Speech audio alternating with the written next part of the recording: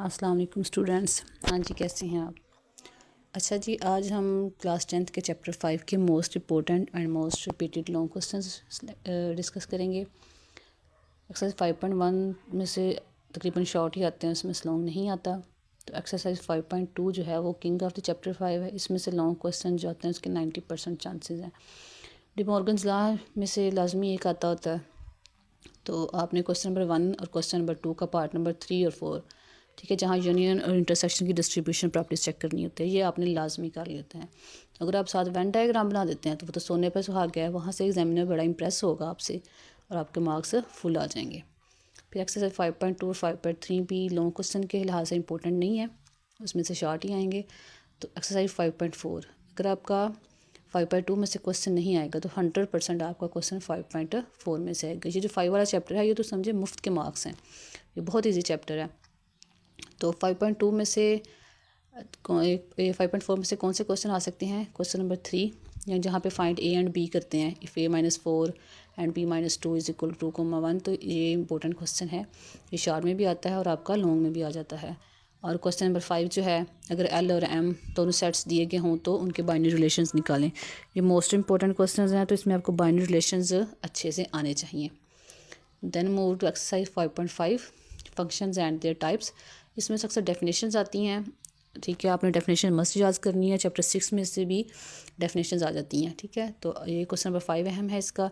Domain range का आपको बिल्कुल पता होना चाहिए। इनटू ऑन टू फंक्शन कौन सा होता है, 1 to 1 फंक्शन कौन सा होता है, ये भी आपको नहीं पता तो आप टीचर से डिस्कस कर सकते हैं। अगर आप कहेंगे तो मैं इन फंक्शंस पे भी एक अलग वीडियो बना दूँगी, ठीक है। और अगर आप फंक्शन की टाइप पहचान लेंगे तो आपके मार्क्स कन्फर्म हैं। ये तो मुफ्त का चैप्टर है। देन चैप्टर नंबर 6 के लॉन्ग क्वेश्चन की तरफ मूव करते हैं। अच्छा जी, अर्थमेटिक मीन, सभी औसत, ये सबसे रिपीट होने वाले क्वेश्चन हैं। इसमें कौन से हैं? एक्सरसाइज 6.2 का क्वेश्चन नंबर 7 और 11, ठीक है। इसमें डायरेक्ट मेथड और इनडायरेक्ट मेथड दोनों से क्वेश्चन आ सकता है, तो आपको दोनों डायरेक्ट और इनडायरेक्ट की पहचान हो जानी चाहिए, ठीक है। डायरेक्ट मेथड का फार्मूला होता है sum of X over N, और इनडायरेक्ट का होता है A plus sum of D over N. और टिप आपके लिए है ग्रुप डेटा, जिसमें फ्रीक्वेंसी एफ दी होती है, ये वाला सवाल हमेशा लॉन्ग में आ जाता है, ठीक है। उसके बाद आते हैं स्टैंडर्ड एविएशन पे, इसकी डेफिनेशन इंपॉर्टेंट हैं। फिर कौन सी standard definition, mean, median, mode, ठीक है। फिर कौन सी, ये सब की डेफिनेशन आपने याद करनी है, ठीक है। अच्छा जी, अभी थोड़ी लेंथी क्वेश्चन हैं इसके, लेकिन आपने डरना नहीं है, ये बहुत आसानी से हो जाते हैं, ठीक है। इसमें मोस्ट इंपॉर्टेंट क्वेश्चन कौन सा है?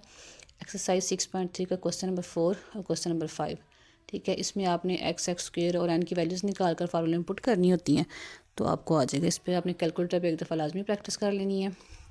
अच्छा जी, अब अगर उन्हें पेपर थोड़ा मुश्किल बनाना हो तो आपको एक्सरसाइज 6.2 का क्वेश्चन नंबर 3 ज्योमेट्रिक मीन और क्वेश्चन नंबर 9 मीन और मोडियन वाला दे देता है। अच्छा बच्चों, अभी तक हमने चैप्टर 5 कवर कर लिए हैं, ठीक है। चैप्टर 1, 2, 3, 4 एंड 5 के हमने वो क्वेश्चंस डिस्कस किए हैं जो पेपर के लिहाज से बहुत मोस्ट इंपॉर्टेंट और बहुत रिपीटेड हैं, ठीक है। पास्ट पेपर्स में ये काफ़ी दफ़ा ये क्वेश्चंस आए हुए हैं। तो अगर आप यही क्वेश्चंस करते हैं जो मैंने आपको बताए हैं, तो आप इंशाल्लाह बड़े अच्छे नंबरों से ये क्वेश्चंस कवर करेंगे, ठीक है। आगे हम चैप्टर नंबर 6 हो गया, chapter number 7 and next theorems हम डिस्कस करेंगे इंशाल्लाह। अगर आपको किसी ख़ास चैप्टर के क्वेश्चन चाहिए या किसी ख़ास चैप्टर के कुछ क्वेश्चंस, इंपॉर्टेंट क्वेश्चंस आप चाहते हैं कि मैं सॉल्व करके दूँ आपको, तो आप मुझे कमेंट में बता सकते हैं। चलिए मिलते हैं नेक्स्ट वीडियो में। अल्लाह हाफिज़।